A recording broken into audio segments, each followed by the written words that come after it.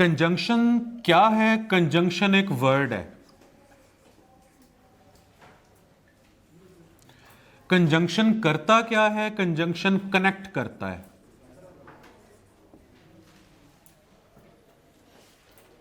Word से start करते हैं ना हम।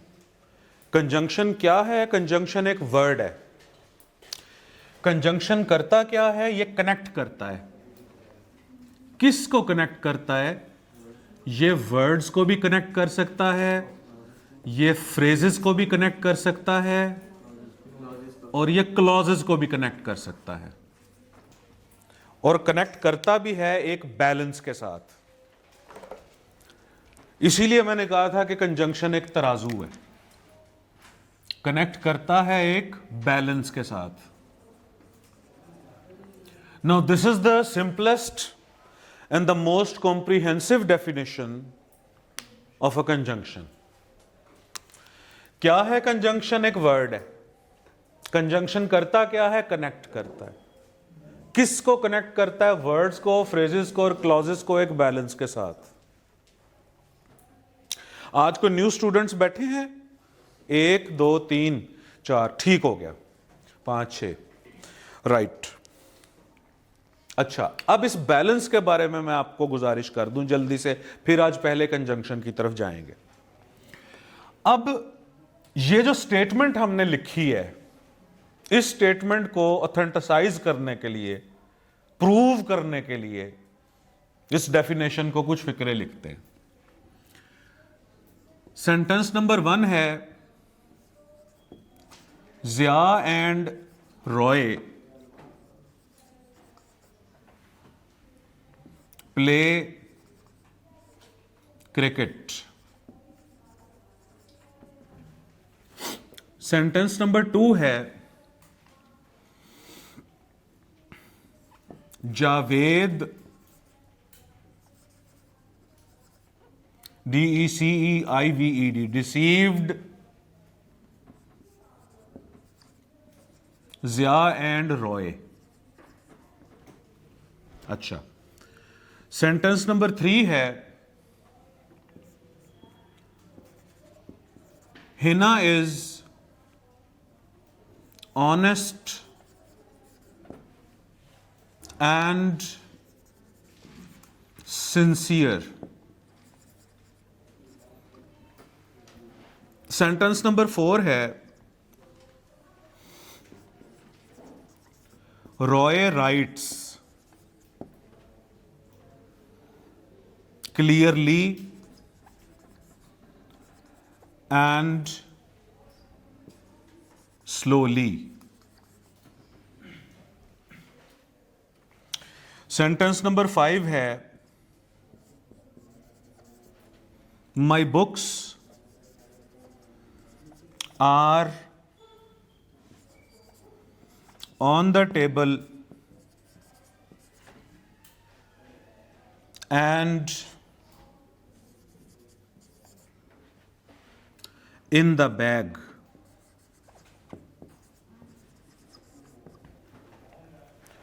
My books are on the table and in the bag. और सेंटेंस नंबर 6 है,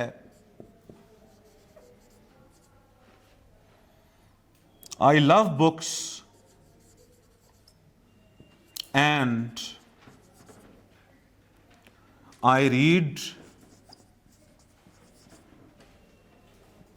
100 pages a day. 6 फिक्रे, 6 sentences. अब इन 6 sentences में आप जहां जहां एंड लिखा हुआ है उसको एनसर्कल करो। ये जो आज न्यू स्टूडेंट्स बैठे हुए हैं, स्पेशली मैं उन लोगों के लिए करवा रहा हूं ये काम, क्योंकि कंजंक्शन का टॉपिक आज स्टार्ट हो रहा है, तो ये कॉन्सेप्ट क्लियर होना चाहिए। जो ओल्ड स्टूडेंट्स हैं उनको मैंने ये वाला पार्ट कल करवाया था। अच्छा, जावेद डिसीव्ड जिया एंड रॉय, यहां भी एंड को एनसर्कल करो, एंड को। ये जानबूझ के सेम टाइप का कंजंक्शन मैंने यहां पर लिखा है ताकि मैं आपको बैलेंस समझा सकूं कि मैं क्यों कहता हूं कि कंजंक्शन एक तराजू है। कंजंक्शन की जब भी मैं बात करता हूं तो मैं इसे कहता हूं कि ये एक तराजू का नाम है और तराजू के दोनों पलड़े बराबर होने चाहिए। अच्छा, एंड को एनसर्कल करो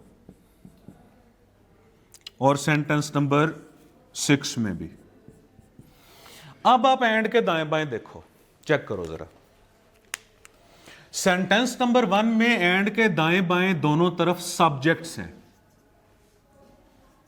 बैलेंस, एक्शन डूअर्स हैं, बैलेंस। जिया भी क्रिकेट खेलता है और रॉय भी, ये दोनों एक्शन डूअर्स हैं। सेंटेंस नंबर 2 में एंड के दाएं बाएं दोनों तरफ ऑब्जेक्ट्स हैं। ऑब्जेक्ट क्या है? एक्शन रिसीवर, ये एक्टेड अपॉन। और ऑब्जेक्ट को पहचानने का क्या तरीका है? शाबाश, पैसिव वॉइस भी बनता है। उसी सेंटेंस का पैसिव वॉइस बनता है जिसमें ऑब्जेक्ट होता है, तो लिहाजा इसका पैसिव वॉइस बन जाएगा Zia and Roy were deceived by Javed. और दूसरा तरीका क्या है कि समवन या समथिंग से रिप्लेस कर लें ऑब्जेक्ट्स को।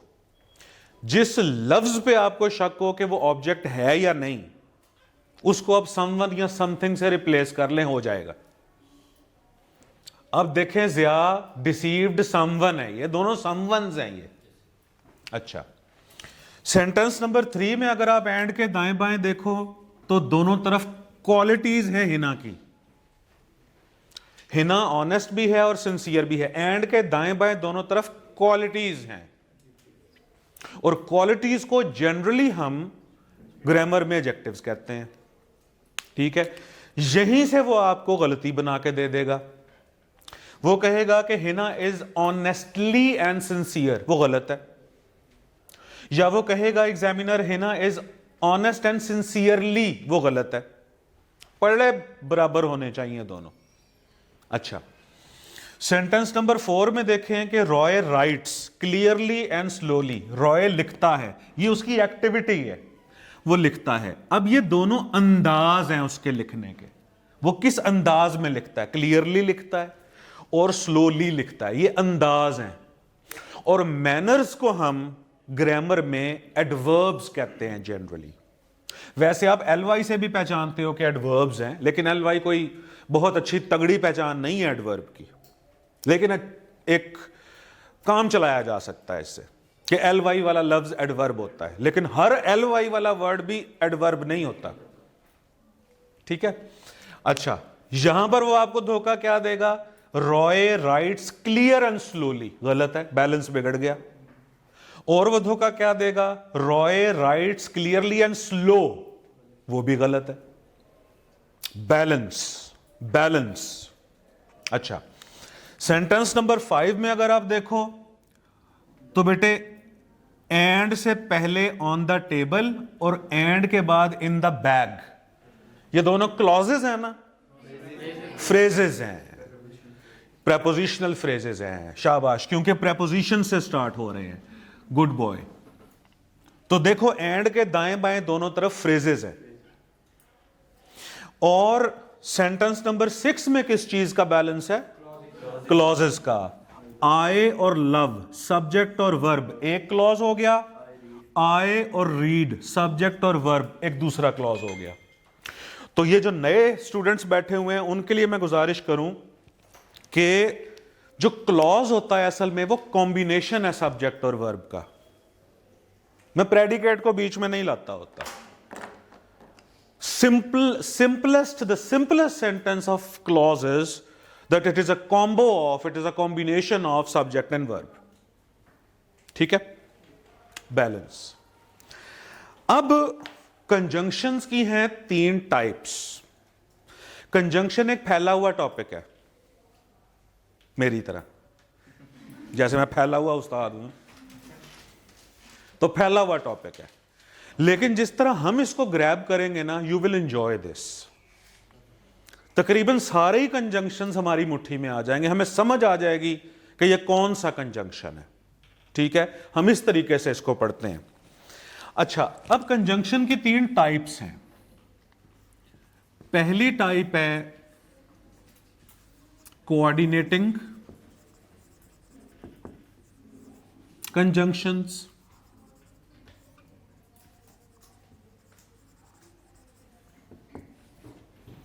दूसरी टाइप है कोरिलेटिव कंजंक्शंस,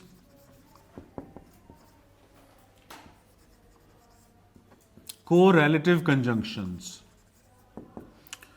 और तीसरी टाइप है सबऑर्डिनेटिंग कंजंक्शंस, सबऑर्डिनेटिंग कंजंक्शंस।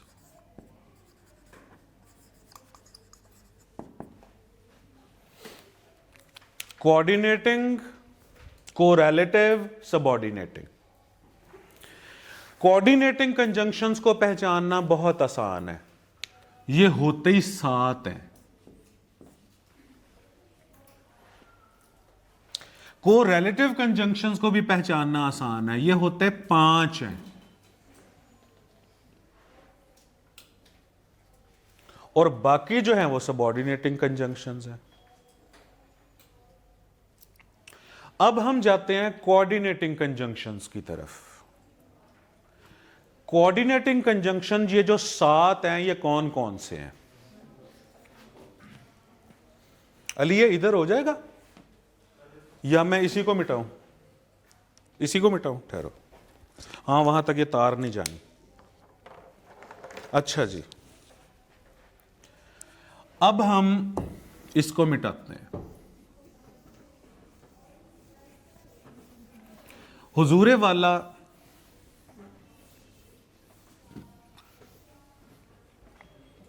अब हम सबसे पहले बात कर रहे हैं कोऑर्डिनेटिंग कंजंक्शंस की। कोऑर्डिनेटिंग कंजंक्शंस, कोऑर्डिनेटिंग कंजंक्शंस होते हैं टोटल 7, और वो 7 हैं फैन बॉयज।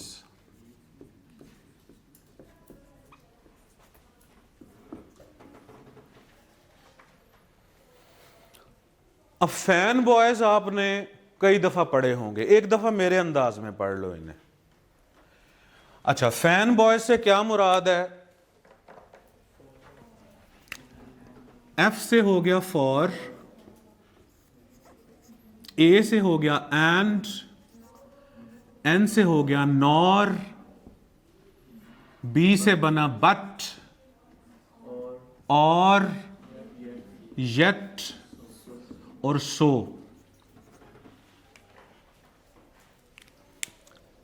अब अगली बात, फॉर जब भी कंजंक्शन का काम करेगा तो उसके अंदर सेंस होगी कॉज इफेक्ट की।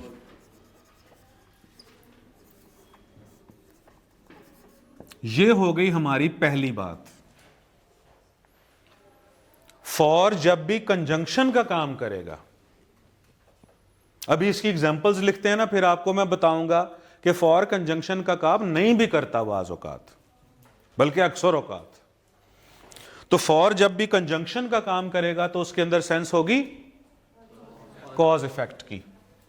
एंड में सेंस है फर्दरेंस की, फर्दरेंस या agreement.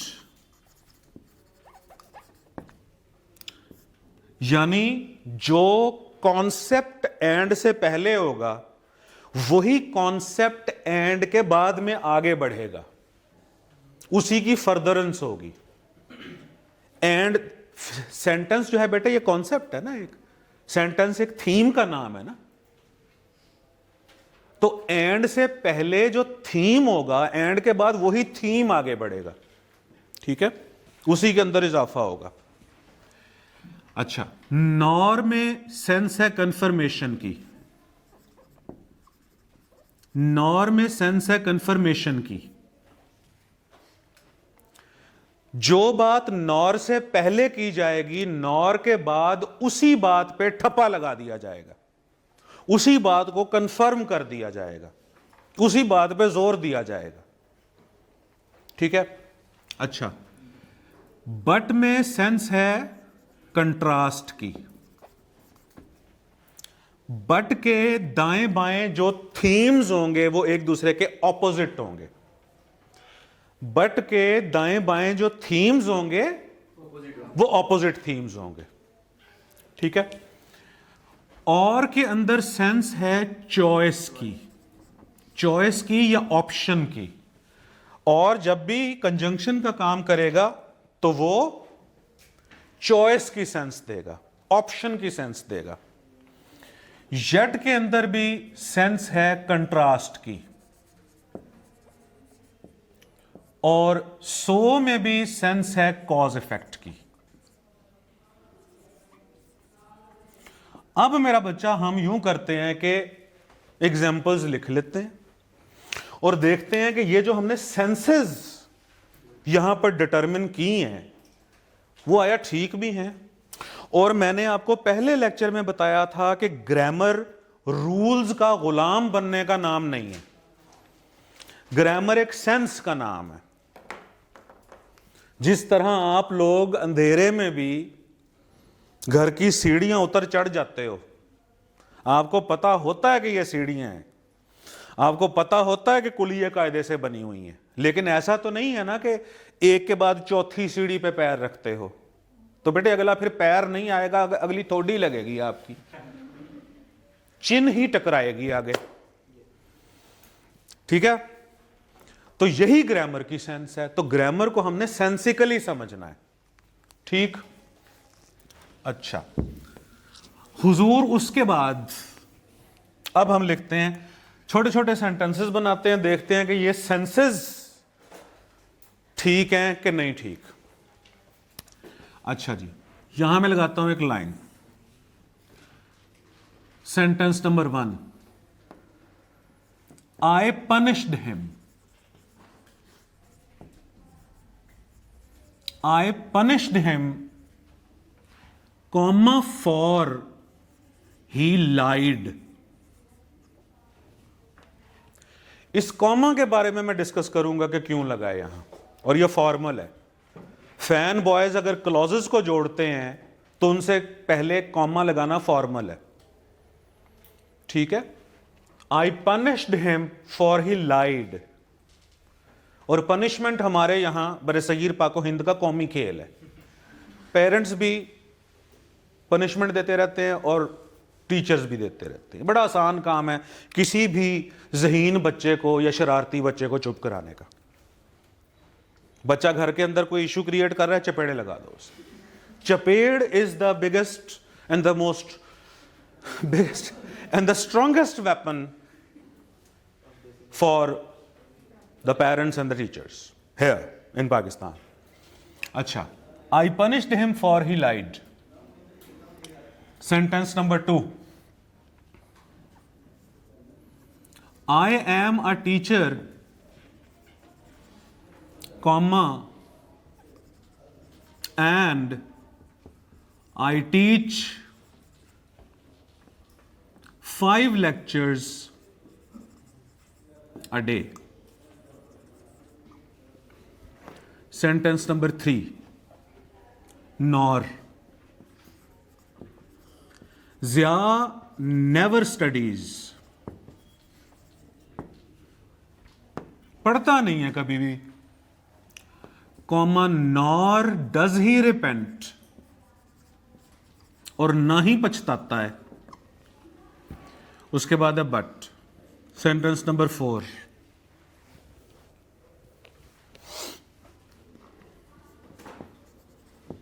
Hina is active, comma, but Rida is lazy, comma, but। उसके बाद है सेंटेंस नंबर 5। ये कौन सा है जी? और का। You should ओबे, कॉमा और योर बॉस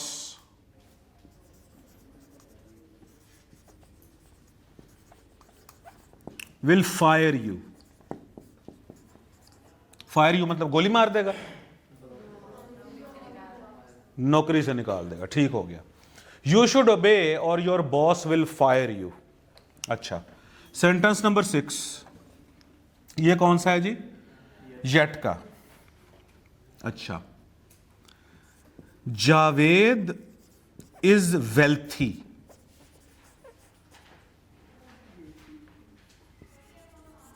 अमीर है वो, comma yet he does not help the poor. He does not help the poor. और 7 सेंटेंस है सो का।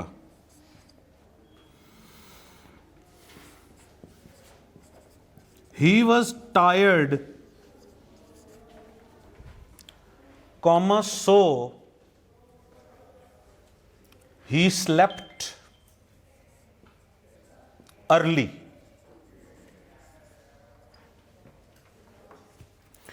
ये हुजूर 7 सेंटेंसेस आपके सामने।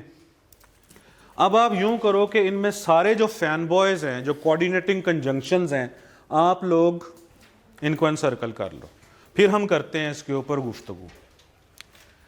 फॉर को एनसर्कल कीजिए, एंड को,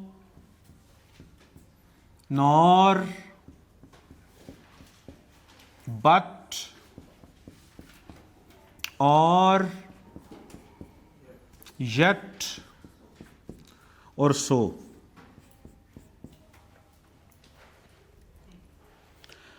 अच्छा जी, अब आप लोगों से पहला सवाल ये है कि ये जो एनसर्कल आपने किए हैं ये कंजंक्शन हैं भी कि नहीं? जी, कंजंक्शन है। प्रूव करो कंजंक्शन। बैलेंस है इनमें। किस चीज का बैलेंस है? क्लॉजेस का। अब इन सारे कंजंक्शन के दाएं बाएं दोनों तरफ क्लॉजेस हैं। अब देखो, फॉर से पहले भी क्लॉज है, फॉर के बाद में भी क्लॉज है, तो ये वाला फॉर कंजंक्शन है। लेकिन अगर मैं कहूं कि I bought a gift for you, अब ये वाला सेंटेंस देखो, आई बॉट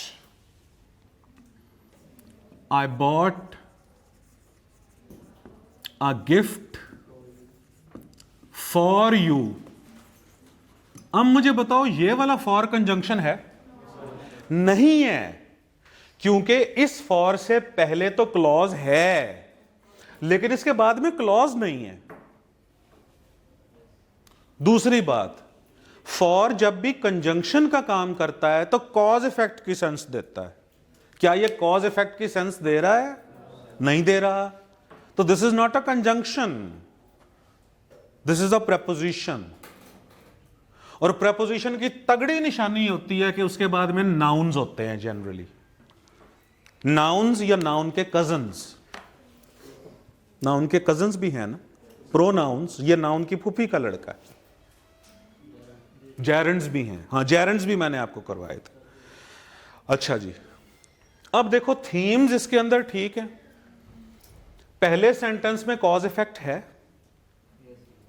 मैंने पनिश किया है उसको, ये इफेक्ट है, और उसकी कॉज है इधर, ही लाइड, वो झूठ बोल रहा है उसने। दूसरा sentence, I am a teacher, ये एक कॉन्सेप्ट है, फर्दरेंस हो रही है आगे, पहले वाले थीम की फर्दरेंस हो रही है। And I teach 5 lectures a day. A day का मतलब एवरी डे। अच्छा, जिया नेवर स्टडीज, कभी नहीं पढ़ता वो, हड हराम है। नॉट डज ही रिपेंट, और ना ही पछताता है, जस्ट लाइक अ वाओ। वो कहता है मैं नहीं पढ़ता, तो this is so beautiful, so elegant, and just like a wow, मैं नहीं पढ़ता तो नहीं पढ़ता। हाँ जी, तो ये देखें उसकी ढिठाई के ऊपर कंफर्मेशन हो रही है नॉर के बाद। अच्छा, ये दोनों ऑपोजिट कॉन्सेप्ट्स हैं, देखो बट से पहले एक एक्टिवनेस की सेंस है और बट के बाद एक लेजीनेस की सेंस है। ये दोनों ऑपोजिट हैं कि जो हिना है ये एक्टिव है और रिदा जो है वो लेजी है। ठीक है। फिफ्थ सेंटेंस, यू शुड ओबे और your boss will fire you. Choice है, नौकरी बचानी है तो ओबे करना पड़ेगा वरना फायर हो जाओगे। चॉइस तुम्हारी है, या तो ओबे कर लो या फिर नौकरी छोड़ दो, दोनों में से चुन लो एक बात। चॉइस ये ना और अदरवाइज है असल में। हां, येट में भी कंट्रास्ट है, येट में भी कंट्रास्ट है। देखो ही जावेद इज वेल्थी, वेल्दी बंदा है वो, और कंट्रास्ट है अब वेल्थी बंदा, जो वेल्थी लोग हैं उनका रोल क्या है इस सोसाइटी में कि वो वेल्थ को आगे डिस्ट्रीब्यूट करें, यही उनका रोल है। हमारे यहां जो वेल्थी लोग हैं वो अपनी वेल्थ पे नाग बन के बैठ जाते हैं, होर्ड करते हैं उनको। तो लॉजिकली अगर हम देखें तो जो सर्कुलेशन ऑफ वेल्थ है वो इसी तरीके से बनेगी ना कि जिनके पास पैसे हैं वो आगे डिस्ट्रीब्यूट करें पैसे। तो जावेद इज वेल्थी, लॉजिकली उसको मदद करनी चाहिए दूसरों की। गरीब बंदा कैसे बेचारा मदद करेगा, वेल्थी ही गरीबों की मदद करेगा ना। तो कंट्रास्ट की सेंस ये है, yet he does not help the poor, contrast. अच्छा, इसमें कॉज इफेक्ट है, देखो यस, इफेक्ट ये है कि वो जल्दी सोया है और इसकी कॉज ये है कि थका हुआ बहुत था, थका हुआ था वो। Do you get this point? Yes. तो इसकी सेंसेस भी क्लियर है। एक चीज और है इसके अंदर जो अब मैंने आपसे डिस्कस करनी है, वो चीज है कि अगर फॉर में भी कॉज इफेक्ट है और अगर सो में भी कॉज इफेक्ट है तो इसमें फर्क क्या है? शाबाश, याद रखना, फॉर के बाद में कॉज होती है और सो से पहले कॉज होती है, यह डिफरेंस है। फॉर के बाद में कॉज होती है और सो से पहले कॉज होती है। फॉर के बाद में कॉज है तो पहले इफेक्ट होगा फिर, और सो से पहले कॉज है तो सो के बाद में इफेक्ट होगा फिर। This is the difference between for and so. अगली बात, अगर बट में भी कंट्रास्ट है और अगर येट में भी कंट्रास्ट है तो इनमें क्या फर्क है? मीनिंग का फर्क है।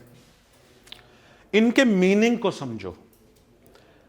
बट का मतलब होता है ऑन द अदर हैंड, कंट्रैरिली, लेकिन। येट का मतलब होता है इन स्पाइट ऑफ दैट, इसके बावजूद। तो आप जब इसको लिखो तो आपकी मर्जी है कि जहां आप बट यूज करना चाहो बट यूज कर लो, येट यूज करना चाहो येट यूज कर लो, आपकी मर्जी है। मेरी बात गौर से समझो। यहां लिखो ना, आपके बट की क्या सेंस है? कॉन्ट्रैरिली।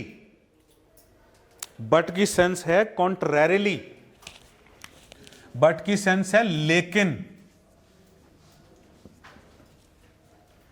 इसकी सेंस है कॉन्ट्रैरिली।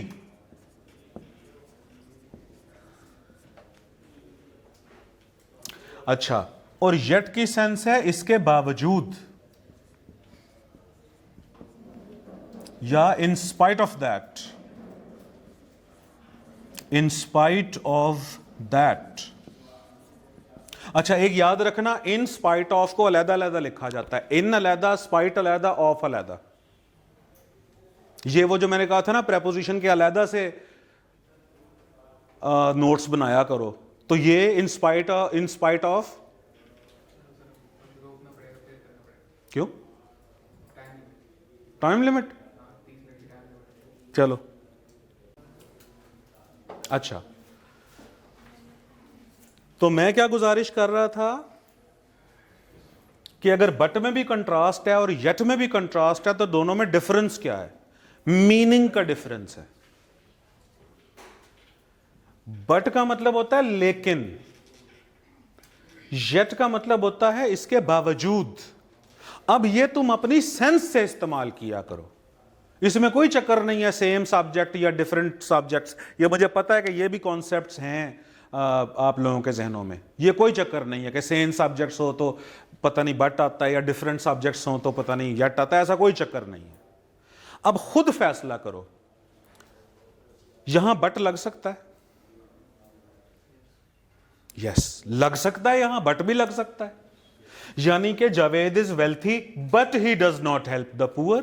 फिक्रा फिर भी ठीक होगा लेकिन मीनिंग बदल जाएगा। अच्छा, यहां येट लग सकता है, यहां नहीं लग सकता। यानी कि Hina is active, Hina active है, इसके बावजूद रिदा लेजी है। ये तो नॉनसेंस हो गया फिक्रा। भाई वो फूफी की लड़की है उसकी, भाई दो डिफरेंट। हाँ पता नहीं, तो हमें कॉन्टेक्स्ट का तो नहीं ना पता। या तो हम कहते हैं कि हिना जो वो मदर है, यानी मदर इतनी एक्टिव है तो इसके बावजूद उसकी बेटी देखो कितनी लेजी है, या तो हम यूं सेंस बनाते। तो लिहाजा बट और येट अपनी मर्जी से यूज किया करो। फिर बच्चे मुझसे ये पूछते हैं कि सर ये एक दूसरे से रिप्लेस हो सकते हैं? ये भी मैं कहता हूं कि खुद एक्सपेरिमेंट करके देखा करो। जहां सेंस सही बन रही है वहां रिप्लेस हो सकते हैं। जैसे यहां पर मैं येट नहीं लगा सकता कि Hina is active yet Rida is lazy. बात समझ आई है? अच्छा, अब एक सेंटेंस लिखो आप, मैं थोड़ा और बताऊं आपको येट और बट का डिफरेंस। लिखें Zia is honest, Zia is honest but comma but Javed is corrupt. Zia is honest comma but Javed is corrupt. अब एक दूसरा सेंटेंस लिखो,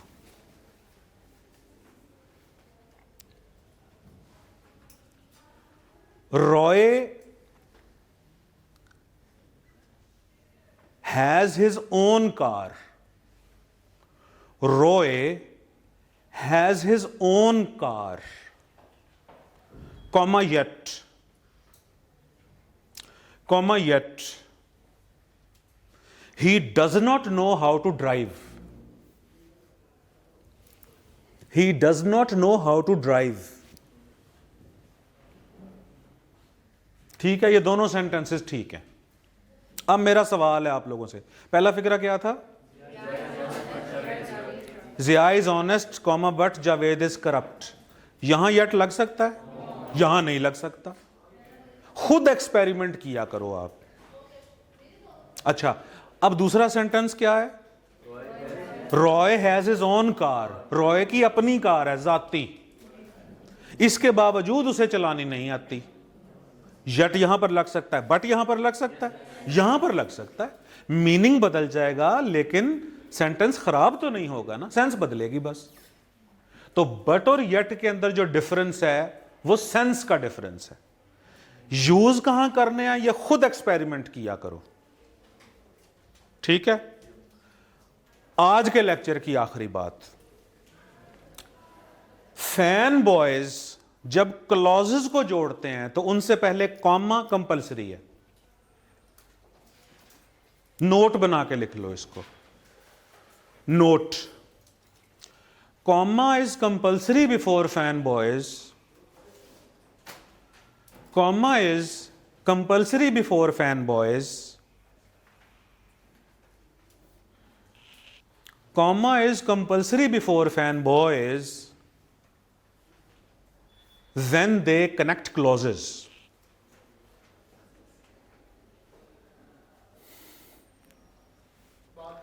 when they connect clauses, comma is compulsory before fanboys when they connect clauses। ठीक है?